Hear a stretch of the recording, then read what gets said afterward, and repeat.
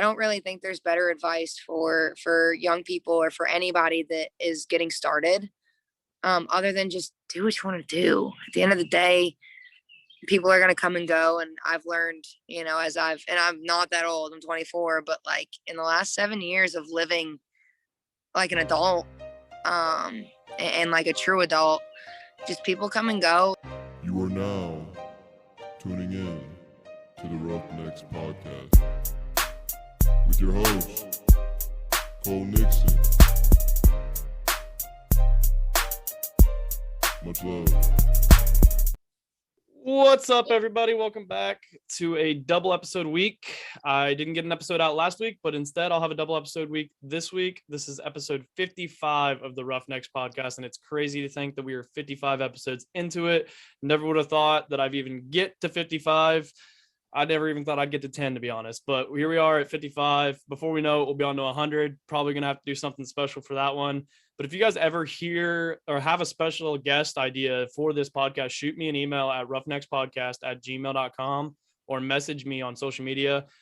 Same is true with any questions. I actually decided today I am going to try it for episode 60. I'm going to do a Q&A episode. So on my story, I'll post it multiple times throughout the week, I'll have a question box where you can ask me questions and I will answer them on episode 60 just to try and switch it up a little bit.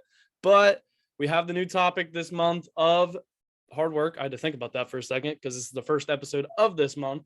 But hard work, and I can tell you right now, I have a special guest joining me today who has shown what a little bit of hard work and dedication can lead you to.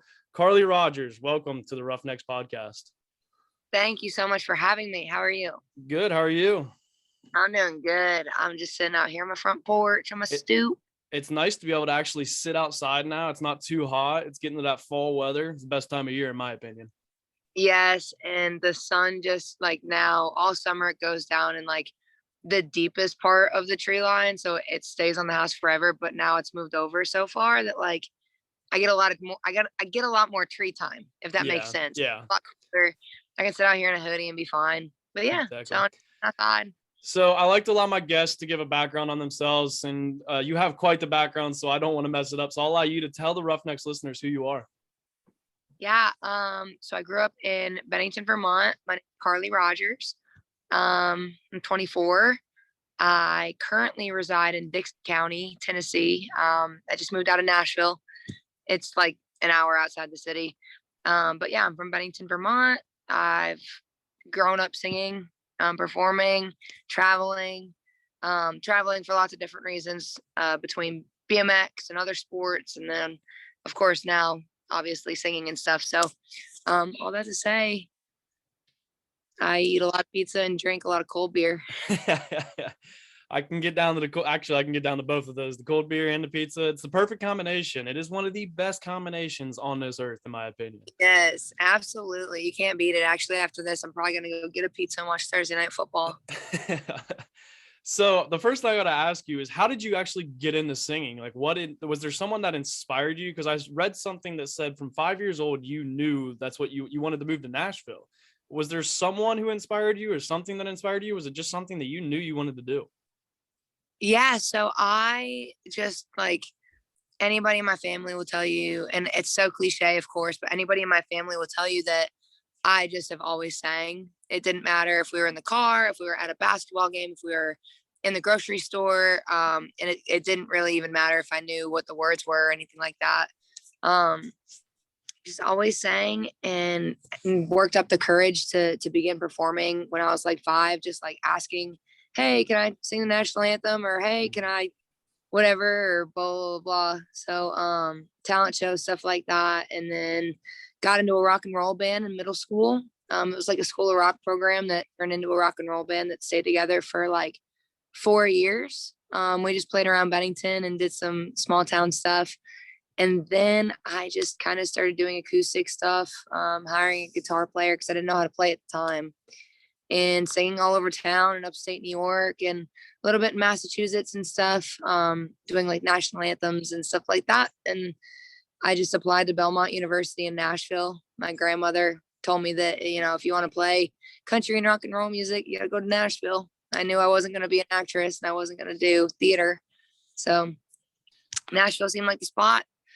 Applied to school, got in. I was pretty young, but I was 17 when I moved here and just kept doing it. So there wasn't ever like one person though. Like my grandmother just was like, yeah, go ask Mr. Buck at the BMX track if you want to go sing the national anthem. And he let me do it. So what were the nerves like that first time you actually had to sing? And like, what would you recommend to someone? Because there's a lot of people out there that, that's how they start, is they do the national anthem at their high school football game or whatever. Like, what advice do you have to give for someone who's possibly about to do that? Well, I was 5. So, in first grade or kindergarten or whatever it was. And I had a full face BMX helmet on. I like third moto of the day. So I had to like do it, sprint back down, and then run up the hill and get back in line. My parents didn't know I was doing it. So I was more scared of like my parents finding out and being like, why isn't Carly in staging? And also I was 5. So that was like I was more afraid of my dad than anything. But I had a full face helmet on and I couldn't see the crowd. There was a few thousand people there or whatever. It was a pretty big race and I couldn't see anybody over the railing of the announcer's tower. So I didn't really have any of that. And maybe that's a testament to why I don't really experience a lot of nerves now. Unless I drink a lot of caffeine before a show, I don't really have too many. Well, excuse me. I kind of set myself up for success because I set the bar really low. Like I don't give anybody very high expectations ever of anything. So I go out on stage and I just do what I do. And if it's good, it's good. If I mess up, well, it is what it is. I love how you said something about caffeine and then as you're sitting there, I believe drinking a Bang or Rain. Yeah. Sorry, Rain. Yeah, it's my favorite flavor. Cherry limeade. They've been, immaculate to us all year, just supplying us with different products and stuff. This isn't like a paid ad or sponsorship or not. But Monster has supplied us with a lot of stuff for tour and all that this year. So they've been kind to us. What was it like taking that almost want to say like that leap of faith, but it's just moving away from home? Because I experienced it on a smaller degree. I went to a small school about 45 minutes from my hometown. What was that like moving to Nashville or in that area at such a young age? I think I look back on it now, 8 years later almost, and see it differently. But at the time, it was like a 12-year-old moving to Disneyland, I guess. Like you're old enough to know, what's right and wrong, but you're smart enough to get around, but, or like flying or traveling for your first time, or like when you get your driver's license, it's that kind of same feeling of like, ooh, I got some freedom here. Like I can kind of what I want. But then also, of course, just being safe and acclimating to a big city. My hometown wasn't very big, and we would walk. We'd sneak out of the house and walk to McDonald's at 2:00 in the morning, but we didn't have to worry about too much. And the city, but I still kind of, walked around with that same charisma of, well, I'm gonna be fine. Whatever happens, nothing bad could ever happen to me. And I look back and I'm like, a lot of bad could have happened, but it didn't. Thank goodness. So, but it was fun. It was a lot of fun. It's still fun. Yeah. I'm going to meet up with my tour manager and a couple other folks later. And it's still just kind of like Candyland walking in and the lights and everything, for me at least. Yeah. I'm still not in the city. Yeah, because like you're talking about that freedom. And I remember like, my freshman year at college, I was like, oh, this is weird. And then like after college, I moved into a house for a short time. It wasn't my house and I was just living there. And then I had to move back home with my parents. A lot of it had to do with the money aspect of things because I was very much in debt. And then I just remember like moving back in with my parents. And it's like, not that I love my parents and I don't mind living with them. They let me have free range now. But it's also like, man, I just miss having that freedom in a way of being able to do what you want to do. Yeah, I think that, obviously there's pros and there's cons. My parents, I'm lucky, do travel to come and visit, which is nice. It's always amazing hanging out with them. I don't get to go home a lot because I'm so far from home. I've got a dog and he's amazing, but I can't buy him his own plane ticket, So it's tough, but also at the same time, I mean, there's so many pros to staying at home and the being, being able to save all that money and just everything about that. I also miss home cooked meals.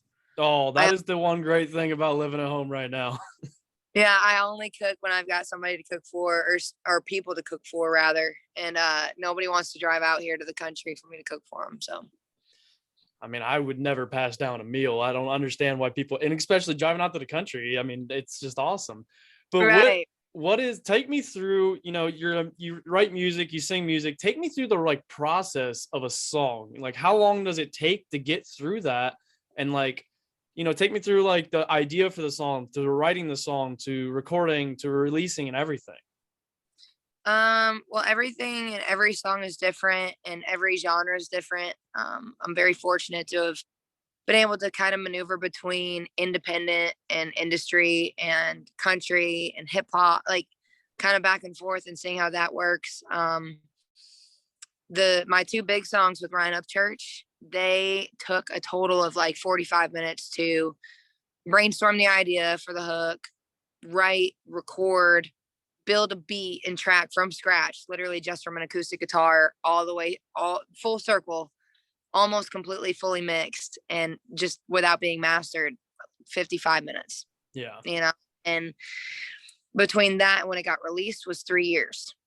So I was gonna ask too, like, do you guys try to find the right time to release a song or an album, or is it just kind of like when it happens, it happens? Well, with him, I mean, Ryan releases his stuff whenever he wants to. My singles have always I've always tried to be tactical with them, like once a month or, before this season hits, I want this song to come out and stuff like that. I'm also not the best at it. I'll be honest. Like, I'm not going to try to fib anybody here and pretend that I've got like the most streams and I do the best kind of distribution. But that's the way I've always just kind of done it. But the country songs too are written differently and they take a little bit longer. And a lot of times they have more hands in it rather. There's more pieces to that puzzle as opposed to the independent hip hop stuff. It's usually just both artists and the producer. So. Take me through that experience with Ryan Upchurch. How did that actually come about? Did you approach him? Did he approach you? Or was it just something that just kind of happened? Yeah, we were at a birthday party for a mutual friend of ours, and his name's Taylor Phillips. He's another incredible writer in Nashville. Another guy that's got both feet in both doors, rather. And just his birthday party, we both were there, and Taylor just walked me up to Ryan and was like, "Hey, this is Carly. She's awesome. Yada, yada. You guys should work together, try getting in the studio together, whatever." And so probably a week later, we jumped in the studio and we made Step on It. And then we went in the next day and made Cowboy. A couple weeks later, we made another song called Smilin' with a guy named Demon Jones. But that's kind of how that relationship formed and got to be really solid really quick. And ever since, obviously we've only done like 1 or 2 songs since then, but he's always been one of my biggest supporters and biggest fans. So it's been amazing having that friendship. And that's another thing too that I've realized with this podcast is like, you want to build those kind of relationships in any career, find the people who are doing almost bigger things than you. Like, I have people like you on this podcast, like Chris Lee, Granger Smith's tour manager, and like it's opening the door. Like next weekend I'm going to Granger Smith's show and ended up going to meet it up with Granger and all them, and it's just like it opens the door for opportunities. And that's that could come with any career whatsoever. It's one of those things. Relationships are a very big thing, and I was taught at a young age, don't burn bridges too quick, because you never know when you might need that bridge again. Yeah, well, and of course, being friends, and being affiliated with Upchurch may or may not have burned bridges along the way too, just because whatever back and forth and relationship he's got with the music industry and mainstream Nashville. But all that to say, we're still doing good over here, you know what I mean? And I also think I was gonna say something. I totally forgot. we just opened for Ryan's management put me on the Tailgate and Tall Festival with Granger. Yeah, I So saw that. I saw that festival, and I'm like, when I saw, because I watched some of Granger Smith's videos that he has with the Smiths, and I was watching some other people's of the Tailgates and Tall Boys, and I was like, I need to be there next year. Like that place looks awesome. yeah, well, there's two. So there's one in Peoria and there's one in Taylorville. We went to Peoria, and it was, I mean, just exceptional. Ludacris, Sam Hunt, Florida Georgia Line, I think. Hardy. I think Hardy was like the lowest on the poll, you know what I mean? And then Taylor, our lineup was my dream lineup, with Granger and Cadillac 3 and Ernest, and Chase Matthew was on it too. But I didn't get to interact with their team that much. I'm very sad about that. But I heard great things, of course. But I was listening to that podcast earlier, obviously, because you as a reference. And yeah, man, they seem like amazing people. I heard nothing but kind things about all of them. I think my parents might have met them. They said nice something. But He was one of the like people when I found Yee apparel. My friends are like, dude, you're way too obsessed. And I'm like, you know what? I don't care. Let me have my obsession. Everybody has their like one little thing that they're obsessed with, and let me have it. And it's also just like, it gives me something to have fun with, like this concert. Like I can't tell you the last time I went to a concert, and it's like, I love concerts, but I also I get so busy that I just, I'll be like, oh, there's a concert. And then like, I'm like, yeah, I want to go to it. And then it passes by and I'm like, oh shit. I've completely forgot. And then, so that happens all the time, but take me through too, like that first time you had a concert and you were singing in a lineup or whatever, what that experience was like. Did you almost get that feeling, that sensation? Like I finally like made it, or did you already feel like you almost made it at that point? Well, I have yet to have, and I'll be transparent, like it's always insane opening for somebody, of course, and having big crowds. And I hope the birds aren't too loud out here, by the way, for anybody that's good background noise. That's better than some other ones that I possibly have had. Yeah, it's so relaxing. But I haven't had like my own audience, yet. So I don't know if I've gotten that full experience of, oh man, like this is it, this is that feeling. I think I came kind of close. And I wasn't even on the lineup. But maybe earlier this year, was it in February? I think, Ryan played at the Corbin Arena, and it felt really cool to be included with like that group of people and that arena, that show being the first sold out country rap show, and being able to run up on stage. And that was pretty neat. But of course, like I said, I mean, that wasn't my crowd. So hopefully November the 12th, I'm headlining the Cotton Eye Joe, and that was the first like opening slot, first real venue that gave me a shot at like opening for an artist, just independently, being there with Ryan, and then with Mitchell Tenpenny and Taylor Ray Holbrook, and so they're giving us our own headlining slot, and I'm really hoping that we sell 1,500 tickets, man. It'd be amazing. So well, I can tell you right now that I'm already looking at those tickets, because when I saw you post about it on your story, I was looking at it like, I mean, Knoxville's not that bad of a drive from Ohio, so might as well. I mean, I'm driving 5 hours to Grand Rapids, Michigan, so. My best friend is also driving from Ohio, kind of Cleveland, between Cleveland and Canton area, and maybe you guys can carpool or something. I'm not going to volunteer. I'm just saying that might be an option, but also no, it's a car drive at all. And UGA plays at UT the next day, so perfect. Sweet. Yeah, perfect college football weekend. Yeah, but now I just got to stay for the whole weekend. Gosh. And then Hayden Hoffman plays Saturday night in Knoxville, so you can get 3 birds stoned. This just sounds like a win-win-win. I mean, what is it? 3 strikes and you're signed up? Exactly, something like that. What do you think? What would you say is your favorite song that you've ever had, and why? I guess. Well, right now, I mean, I've always been like a right now as far as favorites go. Colors, foods, music, all that. And right now, my favorite is a song that hasn't come out yet. My Jesse Triplet is gonna get in the studio with me next week for it. But it's called Everyone's Got One, and it's just about something my dad always says. Everyone's got one.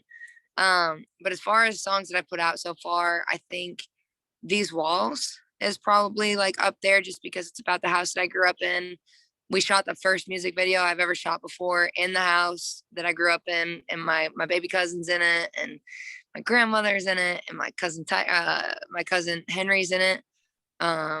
So all that to say, I mean, it's a really special project that all came out, together, and that song specifically. So What's the process like of recording a music video? I guess I've seen some artists put some videos out behind it, but what's that process like? Is there a lot of stuff that goes into it? So your girl's simplistic, right? Like I can appreciate that as a person who's very simple as well. yeah, I'm or simple, I guess is the word. I'm trying to like be too complicated over here. I'm trying too hard. But I oversimplify everything. And so when we wrote it, my producer at the time, I was like, hey, you happen to have any time in the next like week or two to drive to Vermont? And he goes, I got 3 days off this week. Like, when do you want to go? I go, do you want to leave tomorrow? And we'll come back Thursday. We jumped in the car, drove through the night from Nashville all the way up through Virginia. What is it? Virginia, DC, Baltimore, New York, all the way up to Vermont, and then shot the music video in like 2 days and drove back. Alejandro flew. And it was very easy, very simple. We knocked out like 2 photo shoots while we were there. I almost knocked out like 2 locals at the pizza place. I mean, it was just, it was very quick in and out. I'm just kidding. I didn't almost knock out anybody out, but it was a bad joke. But yeah, so it didn't take much for me. I'm also like low budget and simple, and like what you get is what you get. And if you don't like it, then it's fine. I can tell you from like, I've seen that video and it doesn't seem like it's like a in and out thing. It seems like there was a lot behind it, and it's a quality video.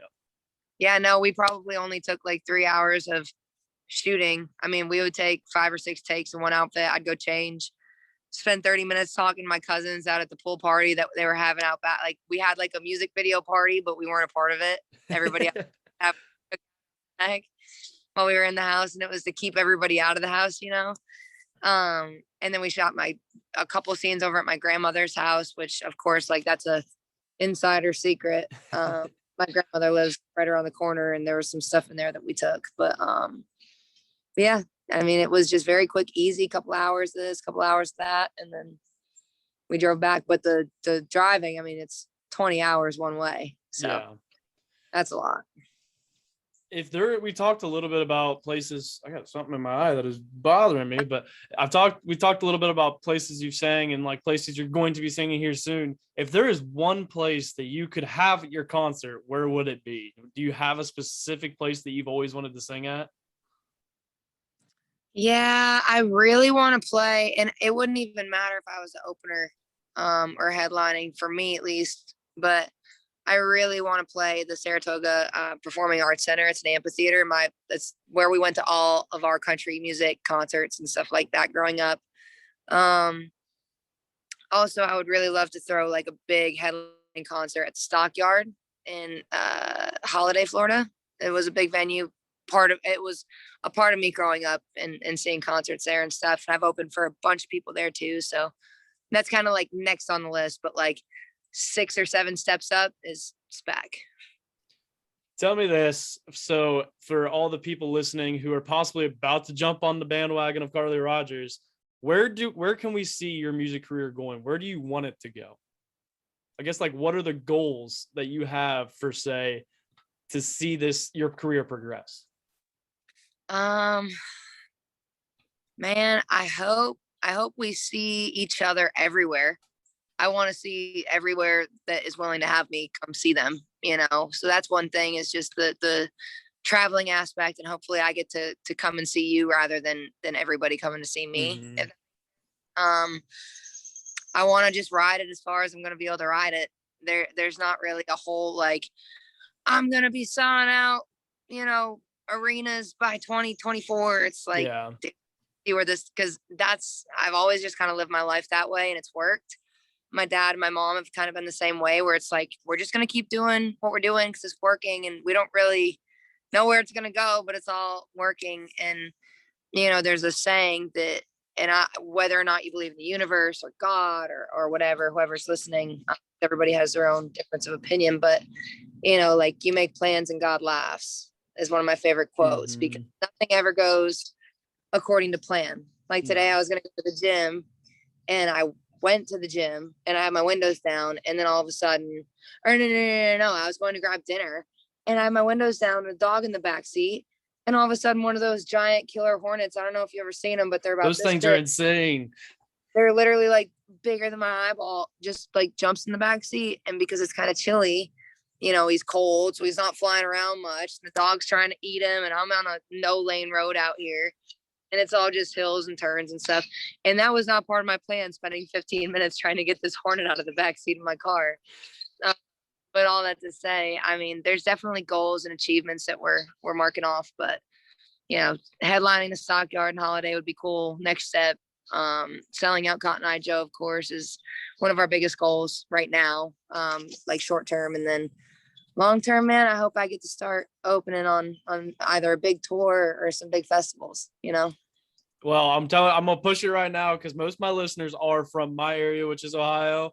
You guys gotta go to the Cotton Eye Joe. I'll probably be there. So and the tickets really aren't expensive, and it's not a bad drive. It's worth it. And like you said, it's a win-win-win. You got 3 things that you can go knock out all at once. Yeah, literally, you can do a 2-nighter, of course, or you can do like a 1-nighter, 1 full dayer. Or like what I would typically do is like you do the night thing, you come see me Friday night, then go to the game, and then go to the Saturday night show, and then leave that show and drive home and be home by breakfast in the morning. I'm a big like, hey, let's just drive now instead of waking up driving.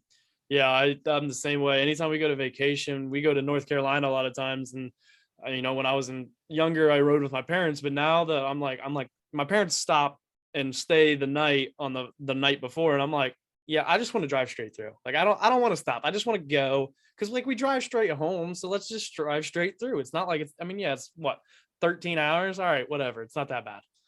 Right. Well, and you can always get out and do jumping jacks, and I'm the worst about giving up the steering wheel, and it sucks because I'm famously known for being a terrible good driver. Like I'm really driving terrible too, and my super easy power steering in this, Japanese tin can that I got, which I love Japanese tin cans, nothing wrong with them at all, but they're very light and they're very easy to maneuver. And so, you look this way for 1 second and you're swerving into the other lane, and or you're almost cutting off tractor trailers. So, no, I'm just kidding. I'm not that bad, but that's what they call me, is a terrible good driver. Great terrible driver, one or the other. Something, yeah. I'm understanding what you're putting down. Yeah. So there's a couple questions that I like to ask all my guests on every single episode, and one of them is, who is your biggest inspiration in life in general, or whatever?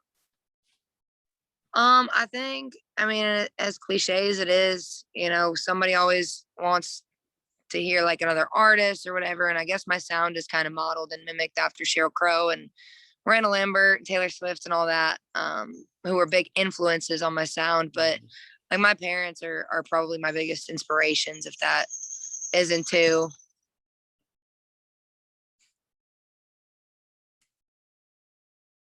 Oh, sorry, I don't know what.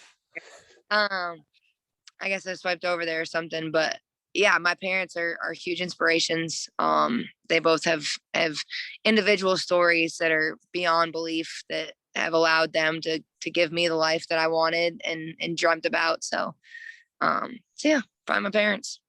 You're not, that is a lot of people. That's what everybody says. I don't want to be cliche, but like, it is true. Like I look at my biggest inspiration, it's my parents, because you look at a lot of the people on this podcast kind of grew up, the same way I did. And it's like, you look at how they did it and you wonder why, like how they did what they did. Cause like, I'm one of 4 kids, and sometimes I'm like, I don't know how you guys even had enough money sometimes to like feed us, but they gave up things in order to continue to make us happy and to do what to satisfy our needs. And they'd give up things. So your parents, everybody's parents should be their inspiration, and it could be your inspiration. And I hate to say it could be either your good inspiration or your bad inspiration. Because I've always said you learn what kind of parent you want to be from your parents, and Right. it could be good or bad. Hopefully good. I'd Right. like to say that there's more good than bad, but I mean, either way, you're going to learn. Right. And a lot of people don't they don't grow up with the luxury of even having parents. So that's another huge part. All that to say, yeah, there's a difference too between inspiration and motivation. Mm-hmm. I think motivation too is probably coming from the bad parents, but I agree. So the other one that I like to ask everybody, and it's always a fun one to ask, is if you could go back in time and tell your 16-year-old self one thing, what would you say? save your money. I'd tell Definitely my save your money. 21-year-old self that too.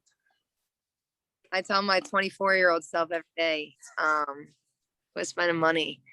And also I think probably just do what you're gonna do. I don't really think there's better advice for young people or for anybody that is getting started, other than just do what you want to do. At the end of the day, people are going to come and go. And I've learned, and I'm not that old, I'm 24, but in the last 7 years of living like an adult, and like a true adult, just people come and go. And especially with the way the world is changing, there's always room for new people. There's always places to go. Like my best friend, Allie Colleen, and I talk about all the time.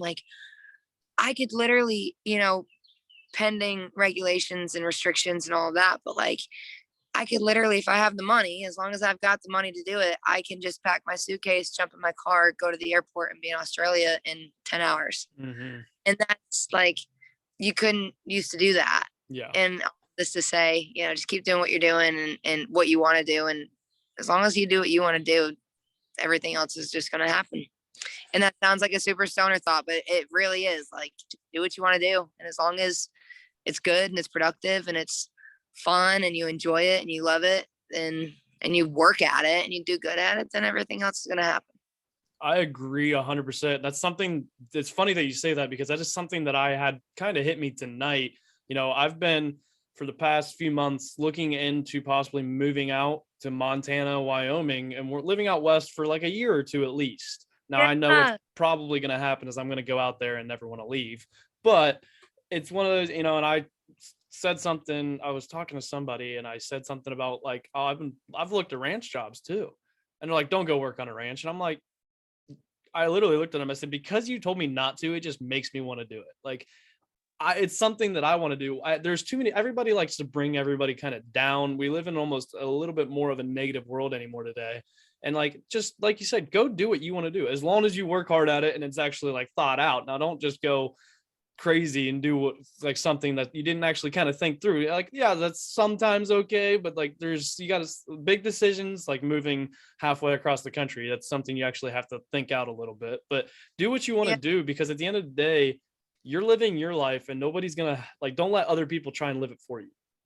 Dude, I don't know where in Ohio you live or what it looks like or what whatever's tying you down there or whatever's pushing you out of there, but I spent 3 days in Wyoming and 4 days in Montana last month, August, 2 months ago. And it's so cheap out there, for one. Just rent in Sheridan, Wyoming, which is a really nice town. Super cheap compared to Nashville or anything like that. Mm-hmm. Nashville, super cheap. I went to a stand-up comedy show the other day and this guy from New York tried to make a joke about rent, and how whatever his rent was cheap, but it's 3 times more than what the average Nashville rent is, Mm-hmm. He's like, yeah, $3,000 for a 2-bedroom, pretty cheap. And we're like, wait, what? no, you can't make that joke here. You got to lower that number. But yeah, I think that if that's what you want to do it. Why not? Yeah, I will say the only thing that is kind of tying me down is the 7, 8 nieces and nephews that I have.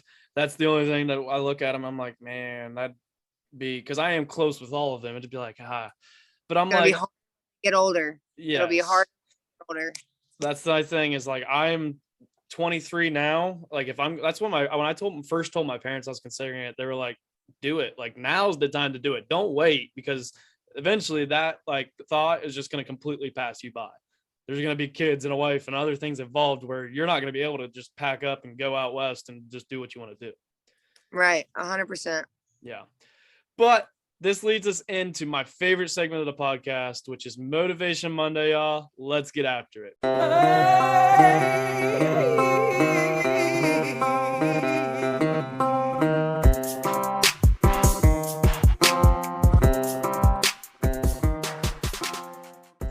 Motivation Monday is the point in the episode where I allow the guests to give our Roughnecks listeners a little inspirational bump to set the tone for their week as they listen on Monday morning.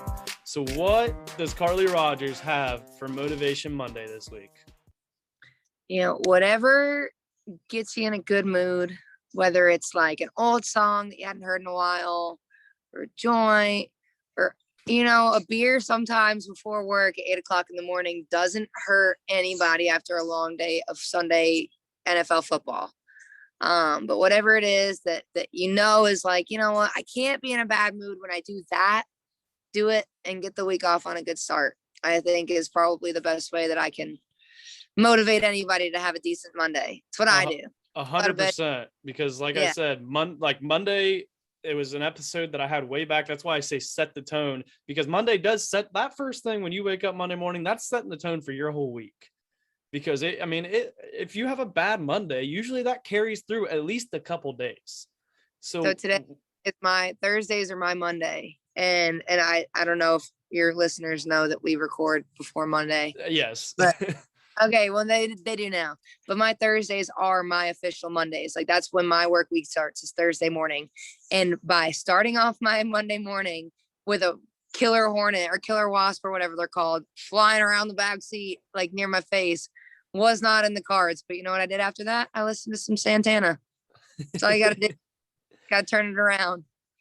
100%, because you might have something that goes wrong, but you got to turn it around. That goes with the slogan of my podcast, which is grab the bull by the horns. And it's the whole thing of a bull is going to knock a bull rider down, but that bull rider is going to get right back up.